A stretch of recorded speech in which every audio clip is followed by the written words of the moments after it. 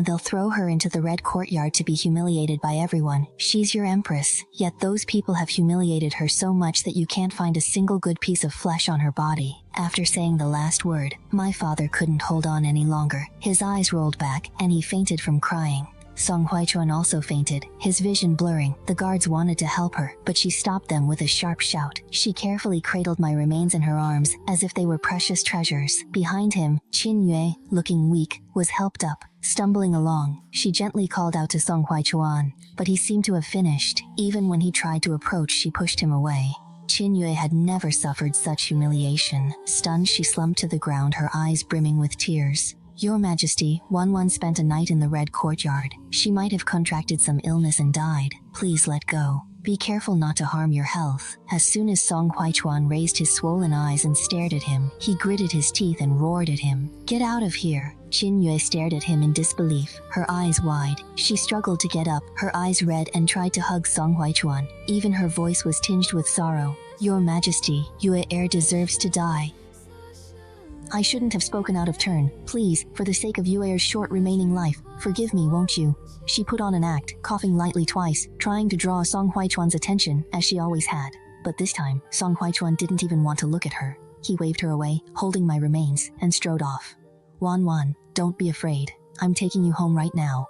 She lowered her head and kissed my fleshless forehead, her tears falling one by one onto my bones. I followed behind her, laughing mockingly. What home was there? All that awaited me was a cage I loathed and despised. Song Huaichuan brought my remains back to the capital, and he brought my father back to the palace as well. He placed my bones in his bedchamber, and every night he would carefully lie beside me, only able to fall asleep while holding those white bones. From time to time, he would wake up in the middle of the night, tears streaming down his face as he looked at my remains. Again and again he would cry out, Wan, how could you be so heartless? Not even once have you come to me in my dreams.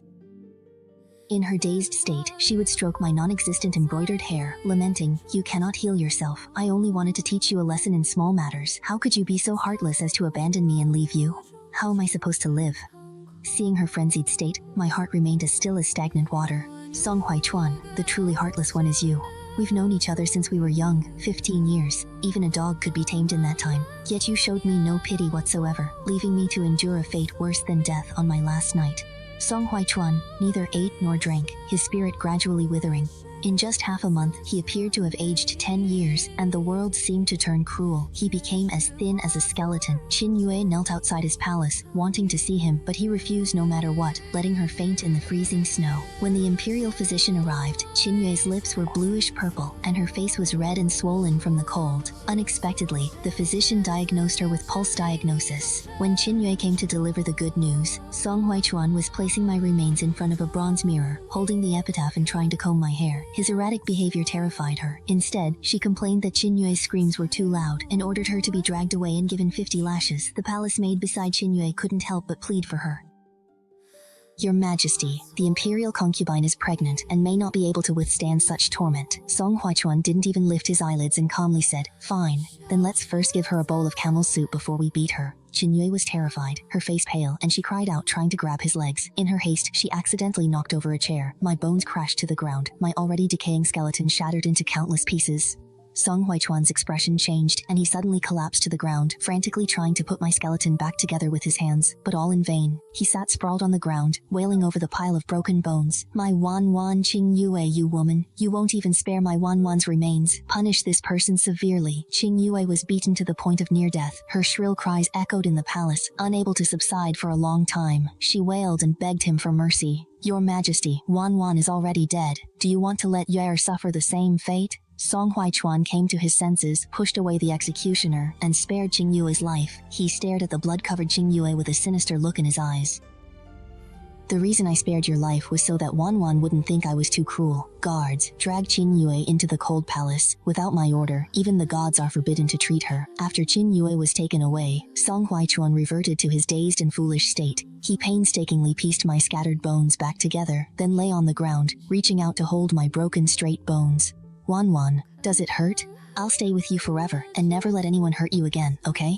It's truly laughable that he hurt me the most when I was alive, and now this belated affection, how could I possibly cherish it? For several days, he lay on the cold ground, refusing to eat even when he caught a cold. His condition worsened daily, and he began coughing up blood every day. Imperial physicians came in droves, but none could cure him. The officials were nearly driven mad with worry. In desperation, they could only beg my father, who still had a breath left, to persuade Song Huaichuan. But my father did not try to persuade Song Huaichuan to cheer up, as they had hoped. He forced himself to walk into the palace despite his illness and stood by the door, looking at Song Huaichuan with an unyielding expression. He only said one sentence, "Song Huaichuan, even now, you still refuse to give Wanwan justice." My father's words woke him up.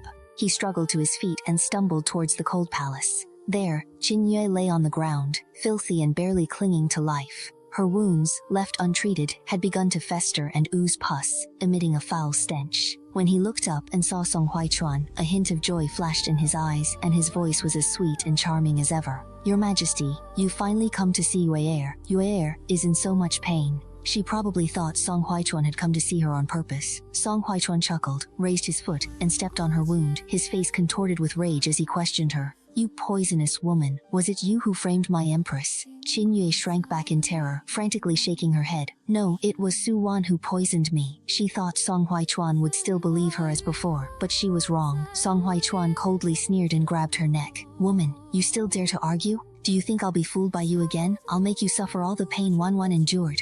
At Song Huaichuan's command, guards rushed over and pinned down Qin Yue's limbs. Her face contorted in pain, she took the long stick handed to her by the guards and severely injured Qin Yue's hands and feet. Qin Yue screamed and rolled around like I had before. The guards took her away and threw her into a beggar's den.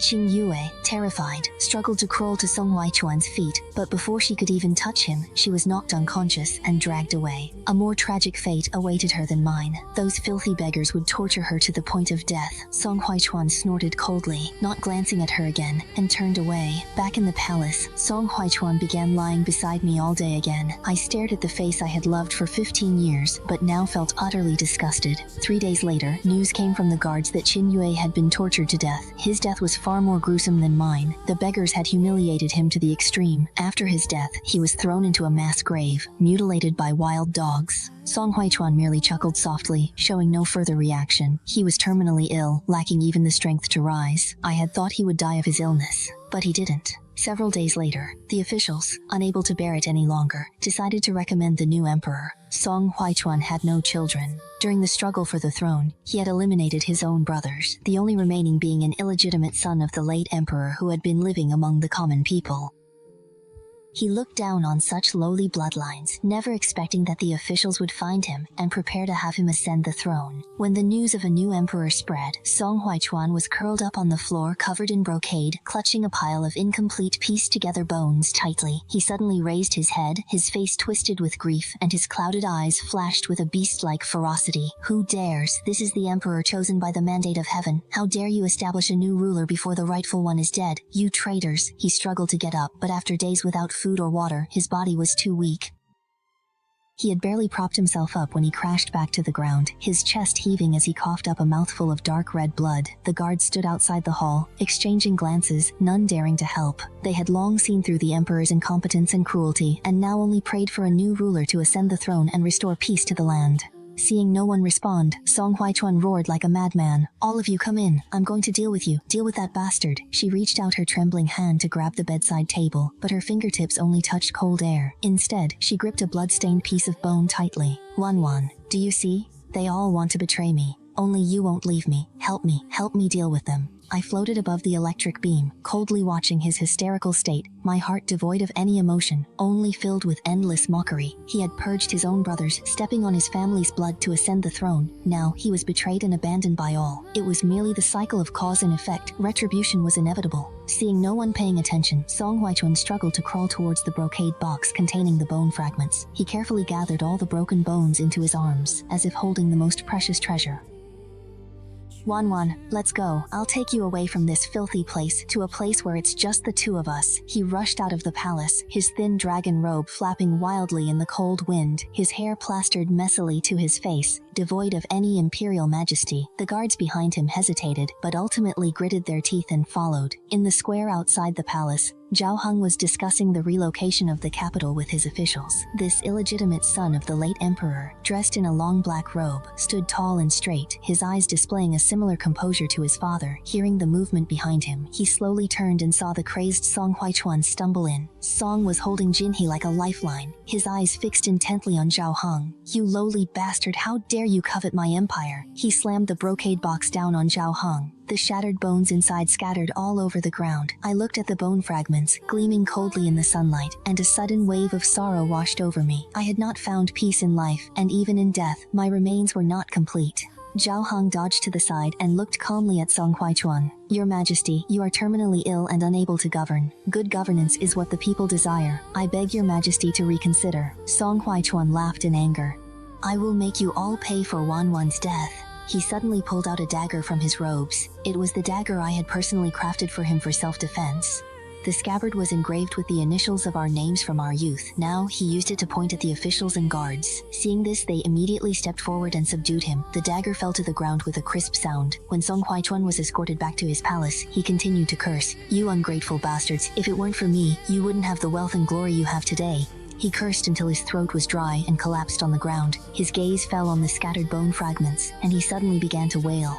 "Wanwan, I'm sorry. I was wrong. I shouldn't have listened to that poisonous woman. I shouldn't have let you down. Please come back. Come back. I'll give you anything." He crawled over and carefully picked up the bone fragments one by one with his blistered hands. He wiped the dust off them with his sleeve, his movements as gentle as if afraid of disturbing my sleep. When my father learned that Song Huaichuan was under house arrest, he feigned illness and came to visit. His wounds had not yet healed, his face was as pale as paper, and every step he took aggravated his pain. Seeing Song Huaichuan in this state, he simply stood coldly at the door, his eyes filled with disgust and sorrow. "Song Huaichuan, now you know you were wrong, but my Wanwan, the wronged souls of my entire Su family, can never come back." Song Huaichuan lifted his bloodshot eyes and clung to my father's sleeve as if grasping at a lifeline. "Father-in-law, please find a way to bring Wanwan back. I'm willing to do anything." My father shook off his hand with such force that Song Huaichuan staggered back several steps. "It's too late for you to do anything. Wanwan's life, my son's life, my wife's life, all were destroyed by you. Someone as heartless as you deserves to spend the rest of your days alone, consumed by regret." Song Huaichuan's illness grew worse by the day. He lay in bed all day, sometimes lucid, sometimes confused. When he was clear-headed, he would repent in front of the pieced-together bone fragments. Recalling our youthful days, the promises made under the peach blossoms, the mutual support during the war, the warmth he had long forgotten. In his days, he thought I was still by his side, softly calling my name, reaching out to touch my cheek, only to feel a cold air. He then fell into a deeper madness. A few days later, news spread from the palace that Song Huaichuan had stopped eating and drinking, and was breathing heavily. Zhao Heng sent someone to bring him medicine, hoping to prolong his life. After all, he was still a renowned physician, even if he was the emperor. Song Huaichuan, however, knocked over the pills, the brown medicine splashing all over the bed and wetting my fragile bone fragments. "I don't want to live. I want to find Wanwan. She'll be lonely down there." He neither ate nor drank, his body growing thinner day by day. Before long, he became frail, his cheekbones high and his eyes sunken, like a living dead. On a snowy night, Song Huaichuan suddenly became unusually lucid. He had my bone fragments neatly arranged in the center of the bed, while he lay beside them, tightly holding the cold bone fragments. "Wanwan, I've come to keep you company. In this life, I wronged you. I shouldn't have believed the slander of that venomous woman Qin Yue. Shouldn't have personally ended our child's life. Shouldn't have thrown you into the Yihong courtyard. Shouldn't have let you suffer so much. In the next life, I will make it up to you. I'll use my life to protect you." He closed his eyes, a strange smile on his lips, his breath gradually weakening. By the time the guards found him, he had already stopped breathing, still clutching those bone fragments tightly in his arms, his fingertips pale from the force of his grip. After Song Huaichuan's death, Zhao Heng ordered that he be buried according to the rites of a feudal lord, not allowed into the imperial mausoleum, but only interred on an imperial hill in the outskirts of the capital. There was no tombstone, no incense, not even any burial goods, just as cold and heartless as he had been to me in life. When my father heard the news of Song Huaichuan's death, he merely said he got what he deserved, and never mentioned his name again. With careful nursing, his health gradually improved, but every day he would visit my grave. He talked to me, telling me about the new realities of the capital. I floated beside him, watching his increasingly aged face, my heart filled with gratitude. If it weren't for him, I probably wouldn't even have a moment of peace after my death. Zhao Han governed the country with great skill in swordsmanship. He abolished the levies and miscellaneous taxes imposed by Song Huaichuan, encouraged agriculture, severely punished corrupt officials, and even personally went to the border to appease the loyal ministers and generals exiled by Song Huaichuan. The people lived in peace and the country prospered. A year later, my father passed away peacefully in his sleep. Before his death, he tightly held my mother's memorial tablet, with a satisfied smile on his face, as if he could see our family reunited, just as my father wished. He was buried with my mother, right next to my grave. The three graves stood side by side, like the three of us as a family, never separated. I stood guard by the three graves, watching spring turn to autumn, flowers bloom and fade. My heart gradually calmed down, and the hatred and pain of the past slowly dissipated with the passage of time. Suddenly, one day, a golden light descended from the sky and enveloped my grave.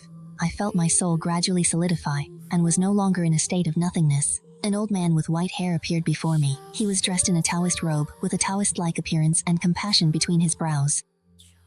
Suwan, you have been kind all your life, yet suffered great misfortune. Heaven remembers the loyalty of your family and your own deep virtue. You are granted rebirth, to return to the year you were 15. Are you willing? I was stunned. Rebirth?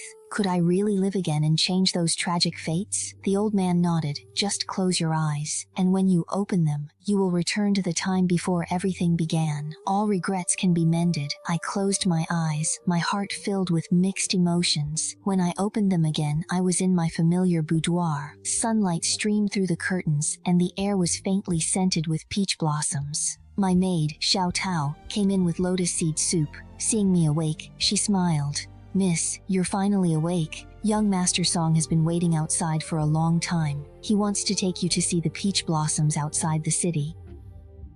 In my heart, I thought of Song Huaichuan, the man I had hated for a lifetime. He had come, just as before, but this time, I would never repeat the same mistakes. I tidied my clothes and went to the front hall, where I saw Song Huaichuan dressed in a blue robe, handsome and clear-eyed, still the same down-and-out yet high-spirited prince he had been back then. When he saw me, a gentle smile appeared on his face. Wan, you're finally here. Let's go quickly. The peach blossoms outside the city are in full bloom. I looked at him coldly. Young Master Song, men and women should maintain proper distance. Please show some respect. There is no possibility between us. Song Huaichuan was stunned, as if he hadn't expected me to react this way. Wan, what's wrong? Didn't we agree to go see the peach blossoms together? You used to love them the most. I turned and left, unwilling to get entangled with him any further. Song Huaichuan chased after me and grabbed my hand. Wan, did I do something wrong? Tell me. I forcefully shook off his hand, the strength of it making him stagger back a step. Song Huaichuan, there is nothing between us. Don't come looking for me again. After saying this, I quickly walked into the inner courtyard, closed the door, and shut him out. I knew that in this lifetime, I would live for myself, for my parents, and for my elder brother. I would never again pay a painful price for so-called love. In the days that followed, I devoted myself to study. Not only did I read poetry and books diligently, but I also learned military strategy and tactics from my father, and household management from my mother. I wanted to make myself strong and capable, able to protect myself and my family. Song Huaichuan did not give up. He still often came to see me, bringing me precious jewelry, composing poems for me, and even keeping vigil outside my residence all night. But I always remained cold and distant toward him. Over time, he gradually lost patience, and stopped appearing so frequently, only occasionally watching me from the shadows with a complicated look in his eyes. A few years later, I had grown into a graceful young woman. With my exceptional intelligence and the Su family's connections, I gradually gained a reputation in the capital. Many young men from prominent families wanted to marry me, including the heir of the Duke of Zhengguo's household, Shen Yan. Shen Yan and I had known each other since childhood. He was gentle and refined. He was exceptionally talented, but more importantly, he was of upright character and possessed a strong sense of justice. My father also thought highly of him, and often invited him to our residence. Shen Yan had a good impression of me, and frequently sought opportunities to meet with me. He respected my ideas, supported my career, and never forced me to do anything. At a public banquet, I saw Song Huaichuan again. He had been granted the title of Prince Huai by the late emperor, and his power was growing. He was accompanied by a beautiful woman, Qin Yue. At this time, Qin Yue was still an inconspicuous palace maid, but she had already revealed her obsequious nature, always sticking to Song Huaichuan's side. When Song Huaichuan saw me, a hint of amazement and resentment flashed in his eyes. He wanted to step forward to speak to me, but Shen Yan stopped him without making a sound. Your Highness, Miss Su is my close friend. Please show some respect. Song Huaichuan's face darkened, but he hesitated because of Shen Yan's status. I could only leave with relief. After the banquet, Shen Yan took the initiative to talk to me. We chatted about everything from poetry and songs to the art of governing a country. The more we talked, the more we clicked. I discovered that he was not only knowledgeable, but also had the world in his heart. He was someone I could entrust my life to. Shen Yan's feelings for me grew stronger. On a day when the peach blossoms were in full bloom, he proposed to me in the peach grove outside the city. Wen, I know you have been through a lot, but I promise you, in this life, I will love only you, protect only you. No matter what difficulties we face, I will always stand by your side. Looking into his sincere eyes, my own eyes filled with tears of emotion, and I nodded. I do. On our wedding day, the ceremony was grand, but not extravagant. Shen Yan, dressed in wedding attire, personally came to the Su family to escort me. He held my hand and said gently, Wan, for the rest of my life, I will protect you. I nestled in her arms, feeling the warmth of her palm, my heart overflowing with happiness. In this life, I have finally found the one who truly loves me. After our marriage, Shen Yan doted on me in every way. She supported my decision to establish a girls' school, giving more women the opportunity to read and write. I also used my intelligence to help Shen Yan handle family affairs and seek the well-being of the people. My husband and I were of one mind and deeply loved by the people and respected by the officials. When Song Huaichuan learned that I had married Shen Yan, he was extremely angry and repeatedly tried to make things difficult for Shen Yan. With her wisdom and the power of the Duke of Zheng's mansion, Shen Yan resolved the crisis time and time again. She even seized some of Song Huaichuan's weaknesses, causing him to lose face in court. Song Huaichuan was filled with resentment, but had no choice but to vent his anger on Qin Yue, beating and kicking him. Qin Yue could not bear the humiliation and gradually developed evil intentions. A few years later, the late emperor died and the crown prince succeeded to the throne. Song Huaichuan launched a coup to seize the throne. Shen Yan led the imperial guards to resist fiercely. I stayed at home to advise him and used the wealth and connections of the Su family to raise food and supplies and contact loyal ministers. After 3 months of fierce fighting, the coup was finally quelled. After Song Huaichuan's defeat, he was captured. Seeing the situation was hopeless, Qin Yue tried to escape but was caught by Shen Yan's people. To save his own life, he confessed to all the truths about framing me, including the poisoning, the loss of my child, and the schemes to deceive Song Huaichuan. These conspiracies were made public. Song Huaichuan was brought to court. Faced with irrefutable evidence, he had no way to defend himself. The new emperor ordered him to the imperial prison to be dealt with according to the law. Qin Yue was given poisoned wine to end his life. On the day of execution, Song Huaichuan saw me in the prison. He was in rags, covered in wounds, and had lost all his former arrogance. He looked at me with a complicated expression. Wan, I was wrong. I was really wrong. Can you forgive me? I looked at him coldly. Song Huaichuan, everything you have done. Nanshu, I will never forgive you. After saying this, I turned and left without looking back. News of Song Huaichuan's punishment quickly spread through the capital. People cheered, saying this was the ending he deserved. My life with Shen Yan gradually returned to peace. We traveled to famous mountains and rivers, admired the scenery, and managed the Women's Academy together. Together, we helped those in need. A few years later, I gave birth to a pair of twins for Shen Yan, a boy and a girl. The prince was named Shen Yansu, and the princess was named Shen Yanwan, signifying remembrance of the Su family and in memory of Wan.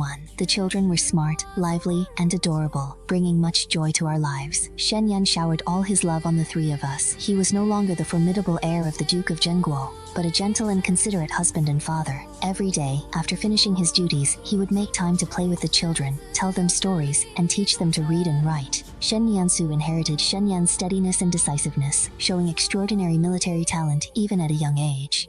Shen Yanwan took after me, lively, spirited, and kind-hearted. She often learned the arts with me, aspiring to become a renowned female physician. I often took the children to the 3 graves in the outskirts of the capital to pay respects, telling my parents and my past self that I am now very happy.